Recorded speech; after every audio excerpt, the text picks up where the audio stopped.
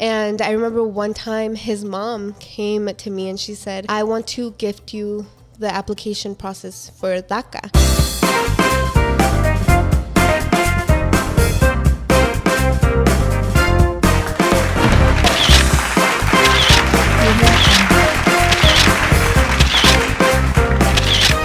Hello everyone and welcome to episode 33. I am your host Alannized and this is Noche de Pendejadas. Para todas las pendejas que se están preguntando ¿qué es esto? Escuchen porque hoy les voy a decir. Noche de Pendejadas is a weekly episodic show where I go ahead and bring your favorite influencer and see what the fuck they are up to. So si tú quieres ver a tu influencer favorito, hazme un gran favor and drop their usernames down below porque uno nunca sabe. A lo mejor la semana que viene te lo traigo. La semana pasada, we had the iconic TikTok star Jesus Nalgas y esta semana tenemos a alguien just as exciting. Please help me welcome tonight's guest, Blanca J. How are you? I am so happy to be here. I am so excited, you guys, para decirles que este video ya lo teníamos planeado por meses. Sí. I think you were supposed to come when? March. Fue en marzo, pero pasaron cosas que pasan en la vida, amigas, sí. Y pues aquí la tenemos, eso es lo único que importa. Pero ¿cómo estás? How are you liking California? I know you've been here since Friday. Yes. How's it been? I love California. I love to visit California. I just not live in it. Yeah, I think it's too fast-paced and the traffic. Like this morning, I was like, okay, I have to be there by this time, get ready at this time, wake up at this time. You really do need a plan. Estando aquí, you guys, si no planeas tu día based around traffic, te la pasas todo el día en la carretera, amigas. So we're gonna go ahead and get started, you guys. Para ustedes que no la conocen, yo quiero que nos digas a little bit of who you are y qué haces. Okay, yo me llamo Blanca J. My name comes because my first name is Blanca and my middle name is Julissa. On Instagram, Blanca was taken already, so I was like, oh, what could I do? So I said, okay, Blanca J. I am 24 years old and I have a 7-month-old baby. I'm married to my high school sweetheart and I do lifestyle vlogging, I do Instagram, all the social medias out there. La acabé de seguir cuando, I want to say ya para un año, ya va para un año. We've been following each other for a year, you guys, and I've been seeing her content, I've been seeing her grow, and I'm so excited de tenerla aquí porque quiero conocerla un poquito más de lo que ella enseña. I want to know a little bit more because I feel like it's always intriguing seeing someone online than when you really hear their backstory. Yes. So vamos a empezar, amiga, del principio. Quiero saber, how was Blanca's childhood? How are you as a kid? How was it like growing up being you? So my childhood started in Mexico. Soy de Durango, Mexico. Allá nací. Nací una noche. Just kidding. But she's like, un día mis papás. Sí, nací allá and I was there until I was 5 years old. So when I came to the States, I was in kindergarten. So I did half of kindergarten in Mexico and then the other half here.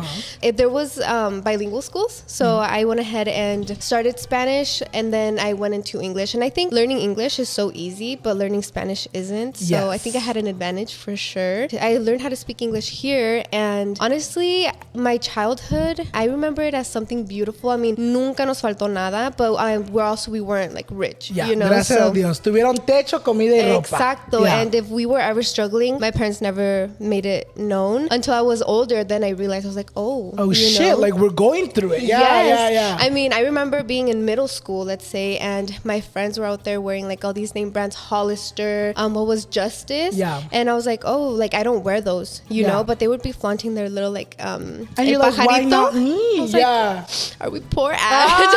When you realize you grew up. I know. I remember my parents definitely arguing over money, but never. My mom, I think she made it very clear that we weren't poor and no nos faltaba nada. So I think I grew up, it was a beautiful childhood, if I do remember. And yeah, I just don't remember struggling. ¿Cómo fue la transición de México a los Estados Unidos? Because especially in school, how was that like? Were people ever like, oh, no sabe inglés because you grew up in Mexico? So to be honest with you, maybe it's like the trauma from like the whole change that happened, but I don't remember it clearly. What I remember is like a couple of fun memories in Mexico, like cuando me presentaron, you would know when I was 3 years old. But when I came to the States, I don't remember it I mean, it was I don't normal. really, like this was my life. I didn't know anything else. So I was like, I didn't know what the huge struggle was. Yeah. But I think it's also the trauma that kind of made me like, I also feel like it was very much like, oh, pues cada quien empieza en kindergarten. No fue como que tú empezaste en middle school y todos ya tenían años de educación. Right. You know what I mean? I feel like that really helped a lot. And it also made it easier to adapt. Yes. Then you get to your teenagers. ¿Cómo fue eso? Okay, was that crazy? Was Blanca chill? Was she crazy? ¿Cómo fue eso? I think my teenagers were, I mean, beautiful. But that was when I realized like, oh, I don't have a social security number because my friends were taking driver's ed and they're like, oh yeah, I'm gonna get my permit and my license, I'm gonna start driving. And when I told my mom, I was like, oh, when do I get to go and do driver's ed? And she's like, oh, what do you mean driver's ed, you know? She's like, we'll teach you acá. Seriously, súbete. En el parque, vámonos. Seriously, no, but yeah, and that's when I was like, oh, so I don't have a social. And then that's, I think, when I realized like,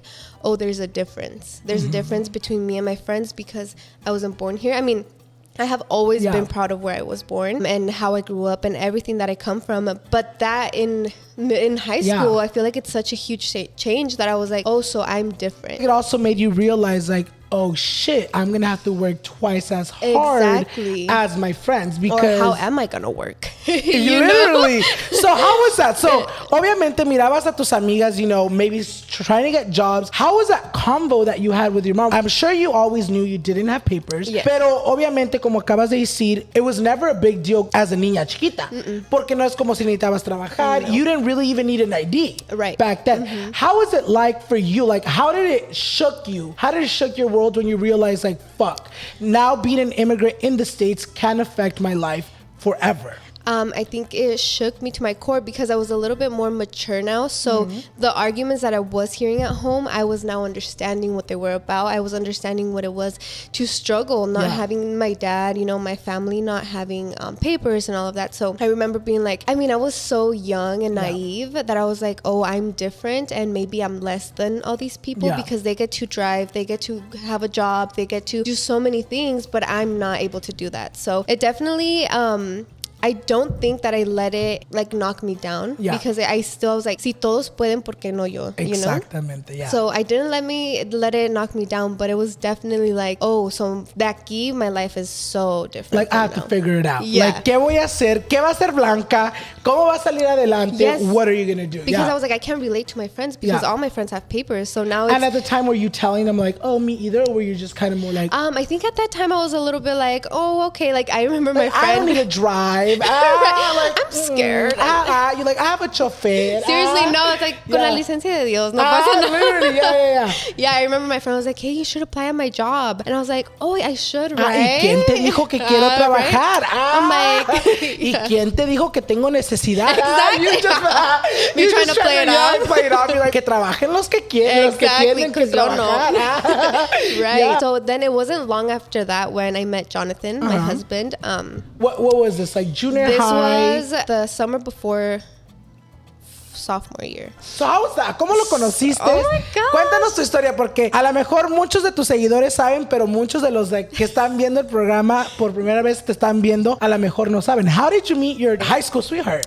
We met actually across the street from where I live, where I used to live. We didn't go to the same schools, but we had mutual friends. And I remember we were like at a movie night, and long story short, he walked in, he smelled good, and I was like, de aquí soy. I think I definitely was infatuated with him, kind of obsessed. You know, I definitely threw the first move. Oh, you know, did? I knew what I wanted, and I Uh-huh. was like, he doesn't go to my school, so I have to do something. Yeah. You know, so I met him there, and that's when like Facebook was popping. So I added him on Facebook, and then without him telling you his Facebook. No. You're like, oh, FBI agent right there. She's not looking it up. Yeah, and I remember putting a status like, oh, like my post For a DM. And I just waited for hours hasta que él le dio like, and then I messaged him. I was like, oh, hey. And that's the only person you message. You know what's funny? Antes se usaba así. During the Facebook days, people would be like for smash or pass. Y a veces uno lo subía nomás para que una personita le hiciera like and you would shoot your shot. You know what I mean? That's what you did. That's exactly what I did. And I was like, de aquí soy. Like, I was like, I know what I want. I'm going to get it. Yeah, you know? period. And that's literally like, I made sure to to see him more since we didn't go to the same school. So wherever I knew he was, because his parents were very into church. And at that time, I was best friends with a girl that was also into church because my parents weren't really. So I'm going to be into church. So I'm going to be, no, literally that. So I was like, I'm going to be into church and I'm going to go to church to see him. And I'm going to go to the dinner places everyone goes and I'm going to see him, you know? Yeah. Hasta que un día hasta there was dinner at his house. So I was like, I'm going to be there. Por coincidencia, it's all planned out. I knocked. I literally knocked. He's like, what are you doing here? I was like, I'm here for dinner. Bible study? Telling my mom I'm going to go to Bible study. No iban a la misma escuela. How was it like? Porque obviamente uno as teenager puede ser un poquito tóxico uno. A lot. Hasta el adulto, But knowing that you guys weren't in the same school, was it ever like, porque ¿quién te está hablando acá en la escuela? ¿O tú con quién estás hablando en la escuela? Yes. Was it ever like that? Oh, yeah. The beginning of our relationship was toxic. That's literally what the definition is, toxic. It was very beautiful and there were amazing moments, but it was very toxic. So you guys finished high school. ¿Son de la misma edad? Sí. Okay, you guys finished high school. You guys were dating at the time or no? When you guys graduated? When we graduated, we were dating. Okay, so then you guys are like, okay, like, what are we going to do with our life? So after high school, we started like working just our normal jobs, trying to get a better job, right? So at this time you had already applied for, I remember you had mentioned. Oh, yes. Okay, sorry. Rewind. Okay, so you started feeling different with your friends, but then you, I met Jonathan. So I met him when I turned 15, I believe. I was turning 16. The years are blurry, girl. When I met him, I remember his family was very welcoming. At this point in time, I was not nervous about telling people my immigration status because I was like, this is who I am. Like, why would I be embarrassed, you know? So I remember telling him that I didn't have papers and like my life was a little bit different to his. And I remember one time his mom came to me and she said, I want to gift you the application process for DACA. And I was like, what's DACA? And she's like, oh, it's consideration of deferred action for childhood arrivals. So she's like, when did you get here? Like, she started asking me like all of these things. And thankfully at this point I already knew everything because my mom had told me. And she's like, perfect, we can apply. And I was like, okay. And she's like, yeah, yo te agarro el abogado, like everything. Like she did everything for me. You're like, damn, I'm just dating your son. No, you're seriously. Like, conmigo te vas a casar. No, but she told me, she sat me down and she said, this does not mean that I am doing this so you could stay with my son. Like, this is solely for you and to help you have a better future. She's like, this has nothing to do with Jonathan. Yeah, si lo quieres dejar, déjalo, but I want to make sure you're good. Exactly. That's nice. Yes. I would have been like, si yo te lo pago, te quedas conmigo. But that's you're actually marrying. Really nice. Yes. That's really nice. That's really nice. Absolutely. So that definitely changed my life because I remember she got me the lawyer, everything paid for. We put the application in and then a couple months later I had my social security and I was able to get my driver's license. Y de allí me agarré working Dairy Queen. Like I started working as soon as I was able to. So you start working. So now we're caught up. You guys graduate. And where were you guys heading towards? Did you guys have like a plan like, okay, we're going to be together already? Or was it like cada quien por su lado and we're going to figure it out if we end up together? Yeah, so I think we definitely had different plans. Jonathan grew up very structured. He was going to go to college. He had got a full ride scholarship to a huge college in Colorado. And that was his plan as of then. And mine, I feel like I was always living in the moment. So I'm like, lo que caiga, you know? Whatever comes my way, that's me right now. It's still me to this whatever day. Opportunity knocks at my door, I'll open. I'll take it. No, yes. And I remember at that point, the most normal thing was to go to college. So I actually ended up going to an institution so that I could get my degree like super fast. And I remember I couldn't keep going because is that like it was ITT Tech type of thing? Yeah, so it was actually called IBMC. Okay. And I was going for medical assisting, but it was too expensive. So I had to drop out a month in. So like, peace out. No, I went to college too. She's like, it's not about you, I'm Alan. like, no, tell me. No, but like, I went to college. Yo también así. Were you going to school because querías o porque era lo que estaba en la moda y porque lo que tus papás querían? Así yo también estaba, you guys. I think I went, I want to say, ni un mes, amiga. Fue el primer mes. I showed up twice and they dropped me. Y yo dije, they dropped me, pues ha de ser una señal de Dios. I'm like, no, you should have just gone to class. So I got dropped for not attending. And I was like, Mom, me and school are not working out. They don't want me at that school. It's a toxic relationship. I literally had to tell her because, you know, obviamente she's going to be like, ¿qué vas a hacer con tu vida? And at the time, yo ya estaba haciendo el YouTube y todo eso. So it's crazy. So you go to college and... So at this point, I was also doing YouTube. But I was uploading to 10 subscribers. So I was getting like... to my family. I was uploading... I was getting 2 views and they were myself. So I was already doing that, but... I didn't know the behind the scenes. I didn't know that YouTube could make you so much money, but I did watch people that lived a lavish lifestyle with YouTube. So I was like people that started with nothing and then you're like, damn, en mansiones. Yeah, so I was like, algo hay. Algo no nos están diciendo esos YouTubers. I was watching Bethany Moda at the time. I don't know if you remember the queen. I love Bethany Moda. What happened to her? I think she's like an actriz now, I have no idea. I just remember her going from like being a YouTuber to like Dancing with the Stars and then forgetting about her channel. She's like, secured the bag, I'm literally, out. But she was literally the first influencer that transferred over to celebrity status. And she was amazing on YouTube. I remember I was like, I want her life. I was doing YouTube as a hobby, so I was pretty consistent, not gonna lie. But I was just uploading lo que se me... To 2 people. Yeah, to 2 like, people. Consistent. That's dedication, dude, you guys. Yeah. I would have gotten discouraged and be like, la chingada con those 2 people. I loved it because I was like, I'm gonna get to look back at this, and to this day I can still go back and look at my first videos, the 10 facts about me. Those are like the beginning videos. Oh my god, I had one of those too. Yeah, they're on private. Please don't try to look for them. Me as fuck. That's how I am, because ahora ya da vergüenza, amiga.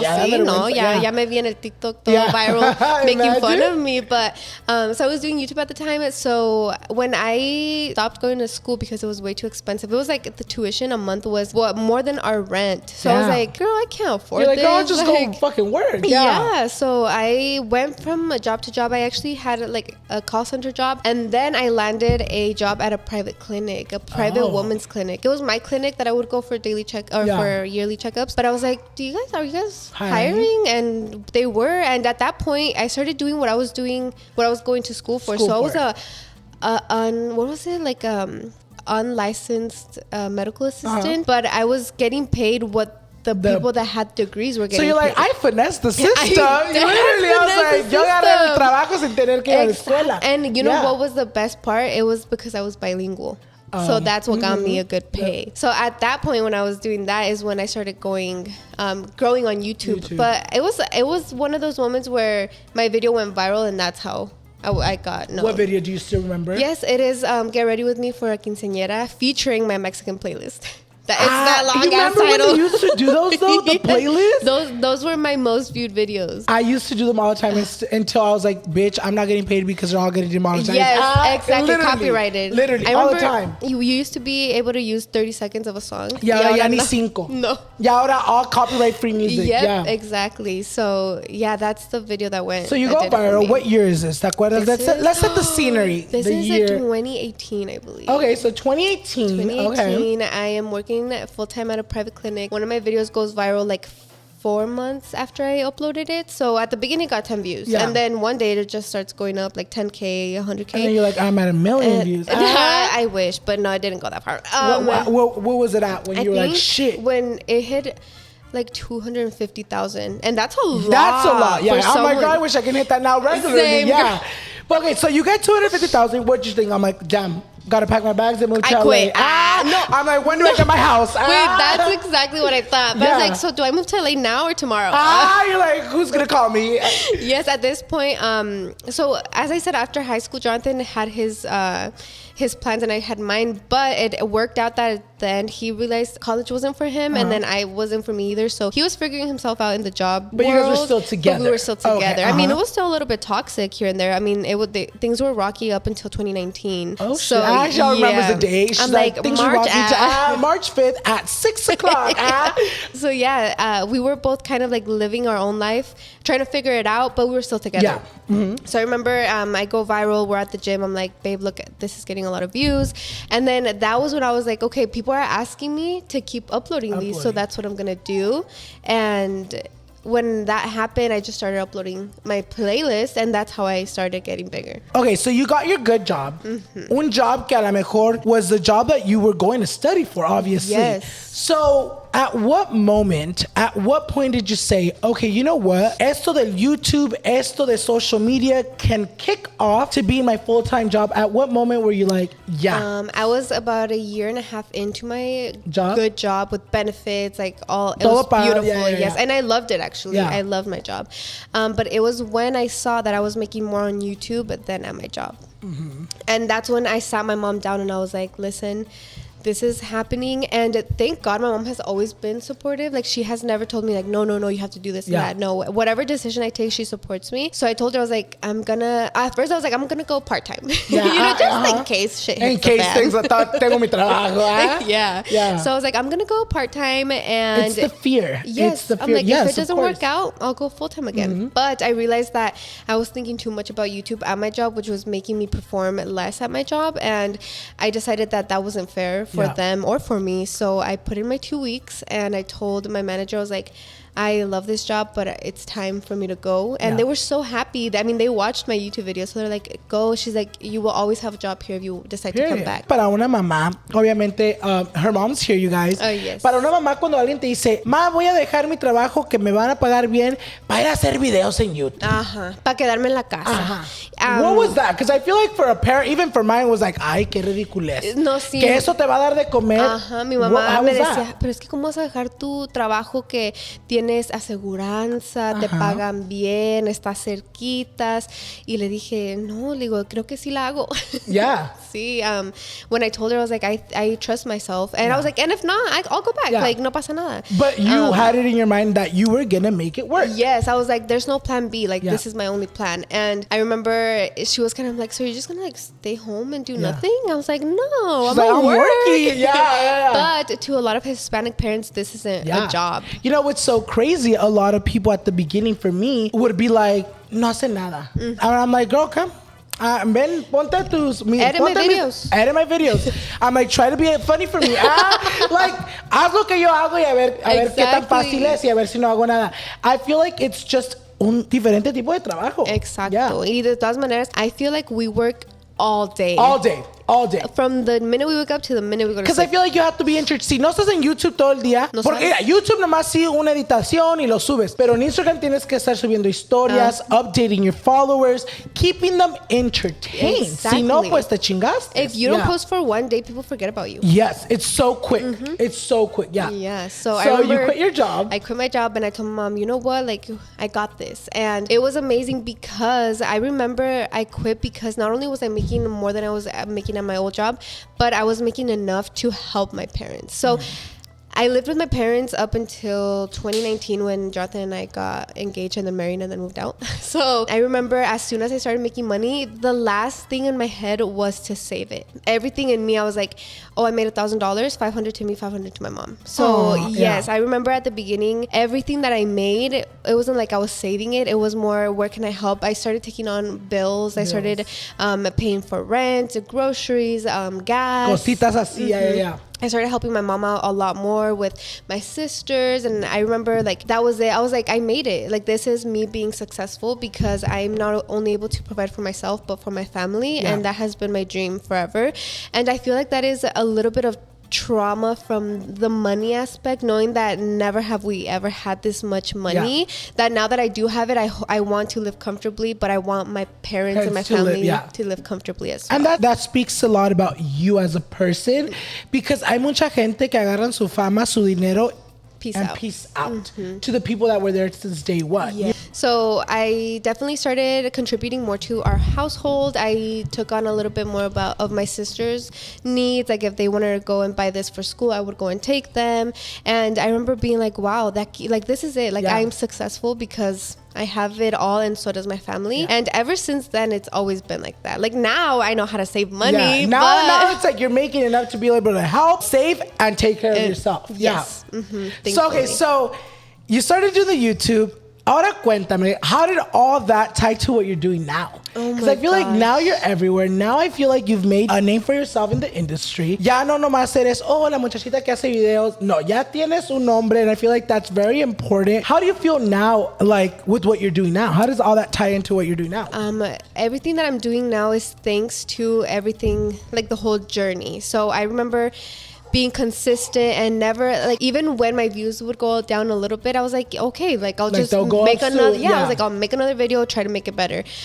So now I think what is amazing is that my husband gets to do it with me, and that we both get to stay home and take care of our baby and see him grow and be this amazing person one day. So definitely I think I feel much more successful now because I have everyone with me. You know, I have my family, our health, everything. Yes. And it takes a village to get you to the top, honestly. And I feel like I'm there, thankfully. I mean, I feel successful in the sense that I'm happy, you know? And it's like you said, it's not about the money that you make. It's about how you feel. Yes. I feel like success, mucha gente dice, oh, pues si no tiene mansión, she's not successful. No. Cuando uno empieza de nada, cuando uno empieza de cero, uno sabe y siente when they feel successful and proud of themselves. You know what I mean? And I feel like you've gone through so much, you've done so much that you're like, you know what? Yo no necesito tener $1 million en mi bank account or una casonón. I feel successful and I'm successful. And that's that. 7 months ago, you became a mother. Yes, oh my gosh. How's that been? How's motherhood been? Cuéntanos todos. How was it from finding out to like being scared to how was all that journey? Well, to begin with, my plan, según uno pone, Dios dispone, was to have kids at 30. Oh, shit. I'm not 30. Like, I'm 24. Apparently, I'm 24. Se adelantaron los planes, yes, it was a surprise. I remember a year before I got pregnant, I was in this, like, figuring out, do I want to be a mom? Do I actually want kids? Talking to Jonathan and being like, babe, I don't know if I even want kids, you know? And I remember I even had to go to therapy for it because I was like, is there something deeper that it's like I'm waiting till 30? Because I remember saying, I'm not saying at 30 for sure I'm going to have babies. I said at 30, I might consider it. At 30 en adelante. Yes. She's about like 60. I'm about 70 like, and single. But I feel like it had to do with trauma of like trying to heal your inner child. Yes. Because I feel like it's mucho, and that's a really mature way of thinking. Absolutely. Because I feel like not a lot of people think that way because a lot of people are like, I'm going to have a baby. But then I'm like, you haven't even healed yourself. How are you going to bring a baby into the world? Yes. I remember Jonathan asking me like, hey, babe, is this anything to do with me? And I was like, no. Anything to do with you? I was like, this is everything to do with me. And he's like, okay, I need you to maybe dig a little deeper. If you don't want to tell me, that's fine. But definitely dig deeper and find out why you don't want to be a mom or why you think that you don't want to be a mom. So I went to therapy, and it was a year before I got pregnant. So when we got pregnant, I really do feel like it was God. Because at that point in time, I was happy. I felt successful. We were financially stable, and I was mentally stable, and our relationship and our marriage was at a good point where I was like, God knew that this was a perfect time. Because I feel like uno nunca va a estar listo. Yeah, listo. Ever. No, Ever. So I was like, God knew, like, this is like when you are to be a mom. So I found out in May after like a huge peda. You're like, fuck. Siempre pasa así, Every time I hear, you're like, I got drunk 2 days later, I started feeling sick, and now I find out I'm pregnant. And I have a baby. But yeah, a lot of people think that I got pregnant at the party I was at, but it was actually 2 days after that. I did the math. You're like, I was like, so apparently it was this day. I was like, it wasn't that party. Yeah, no, seriously. So when I found out, it was a huge shock, not only to me, but to our families, because everybody knew that I was waiting till I was 30. Yeah, they're like, ¿y esto qué? She's 23, get 30. Yes. Nonetheless, everyone was happy for us because, I mean, as I said, we were already in a stable marriage, financially stable and everything. So it definitely rocked my world, but nothing rocked it more than becoming a mom. Because how's that been? Like, you're 7 months into being, you're a new mom. Yes. Literally a new mom. How has your life changed? How do you feel, que te ha cambiado la vida? I think the first thing that changed is my mentality and being thankful for everything. At the beginning, or before I was pregnant, I feel like I wasn't as intentional about the time I spent with people. I wasn't as like present, I would say. And now I think that's the number one thing that changed, is that I am present. I am more intentional about the time I spend with people, and I am more grateful about every single day. Like, I don't think much about the past, and I do not think much about the future. I'm like present day, because tomorrow's gonna like va venir, you know. Why do I have to worry about it? So it definitely changed. The first couple of months I was on survival mode. I was a zombie.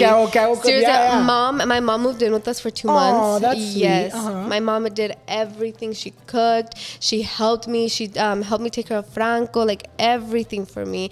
And I was like, if it wasn't for my mom, I would have gone psycho. You're like, probably. what would I do? Because es algo muy diferente. Yes. Y luego, especialmente, you know, having a baby and having the lifestyle that you were already acostumbrándote to. And then they're like, you gotta slow down. Yep, you gotta stop. Stop, literally. I remember telling my managers, like, I don't know when I'm gonna come back to doing like brand deals and all of that because I don't know how it's gonna be. And I did take, I think, 2 months off. Oh shit. But thankfully with the job that we have, we're able to just document everything and let them know what's going on in our lives. But for sure, brand deals, it took me a while to get back. I gotta slow down. Yeah, because I feel like es más presión. Absolutely. Es más presión, and I feel like when you're documenting your daily life, you're like, pues I'm living the life. Yes. I'll just film it. You know what I mean? And when it's brand deals, it's like, no. You have someone on your back, like, turn this in at this time. I want it like this, like that, like that. And you're like, girl, I'm like, I can't even memorize. Yeah, exactly. You're like, no tienes mente. Yeah, so definitely life-changing. My life changed completely. And I feel it up until when he turned 6 months, that's when I started feeling like myself again. Period. Yeah, so it takes a while. Like, to all the new moms out there or any mom, like, it takes a while for you to feel like yourself again. But you'll get there for sure. So, you know, I feel like one of the things on social media, especially cuando eres una mamá y una mamá nueva, la gente tiene mucho que decir. La gente siempre anda en todo menos en misa. Literally. ¿Cómo lo has hecho tú para poder like be able to manage, you know, being happy outside of social media while still dealing with all the mommy shaming? I think it's definitely difficult to not look at the mean comments because they say out of 1,000 good comments there might be one mean one, but ese mean one cala, you know. And especially when you're a new mom, because they can say whatever they want about me, but about my baby, like, you got me fucked up, you know. So it was very hard because the mom shaming started when my content started to shift. Definitely shorter videos and less frequently. I remember people telling me like, oh, your videos aren't as long. Like, all you're doing is staying at home. Like, why aren't you? I'm like, girls, being a stay-at-home mom, first of all, is the hardest job you can have.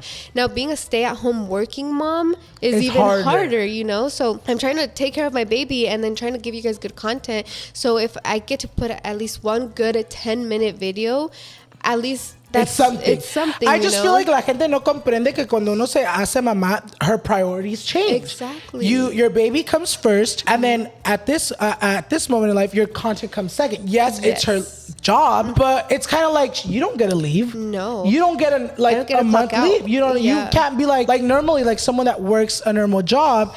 You know, you get pregnant and you get your months to be able to disfrutar de tu bebé y descansar. But as a content creator, you're like, no. Nope. These are moments that people want to see. They really want to. ¿Qué está pasando? Yes. And you can't really slow it down. Like, so it's like hard for when they're already like, when you're already trying enough, y la gente, pero it's not enough. It's not. And you're like, well, that's what I can do at the moment.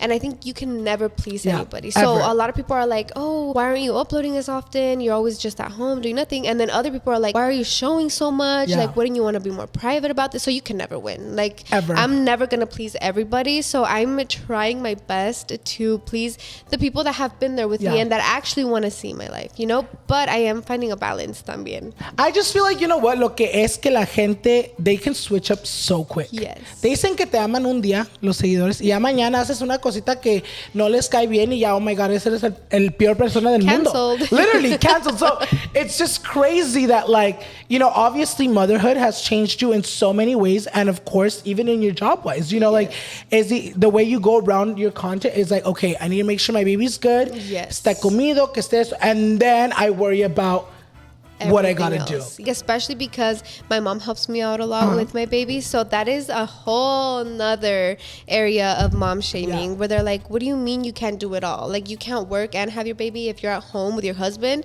And I'm like, girl, like, but you know what? Es lo que digo, la gente habla nomás por hablar, because pónganse a pensar, amigas, si yo lo pongo ahorita que la atacan que porque la mamá la ayuda con eso. Ahorita my sister just had a baby. My sister does not have a job.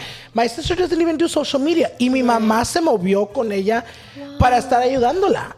It's something que una mamá obviamente quiere ayudarle a su hija para que ella diga, okay, look, así me fue a mí como, y yo te quiero enseñar para que tú aprendas, and it's easier.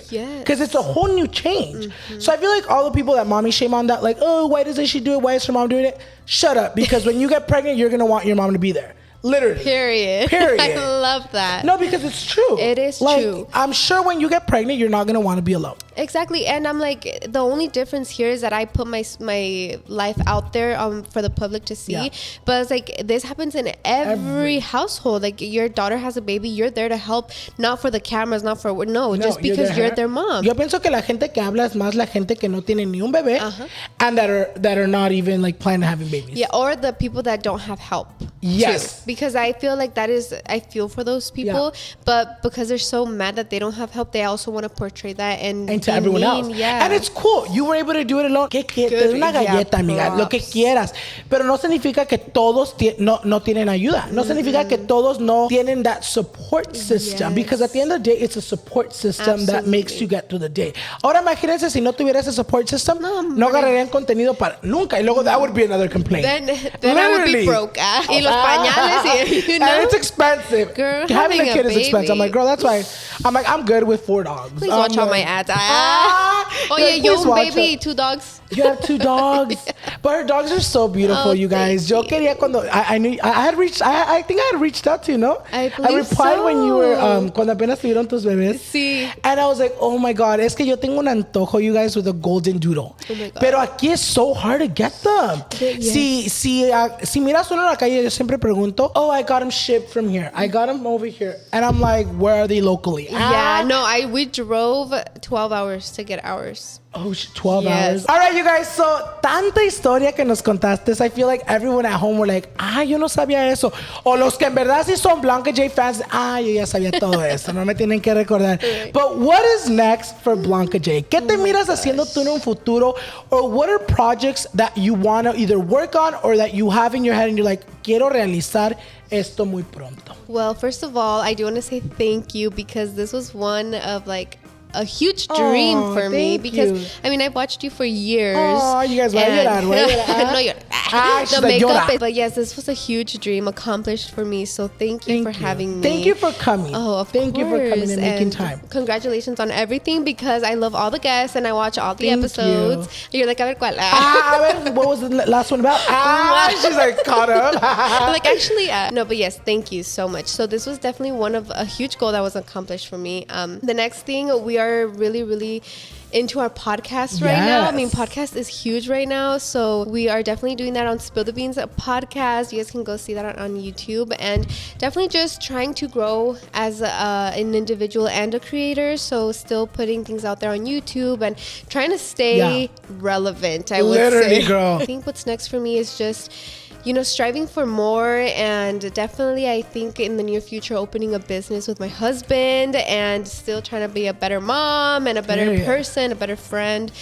So for now, I'm not looking too much into the future, but definitely near the future, probably a business and keep going with our podcast. Ya la escucharon, you guys. Si ustedes quieren estar pendientes de su vida, de todo el chisme, ya saben en dónde encontrarla. I'm gonna leave all your social medias down below. Van a aparecer aquí, you guys. And they will be linked down below. Y también no se les olvide de seguirme a mí so you guys don't miss any future episodes. And with that being said, otra vez, muchísimas gracias por estar aquí con nosotros and opening up. And thank you guys for watching. Y los vemos para la próxima. Bye, guys. Thank you.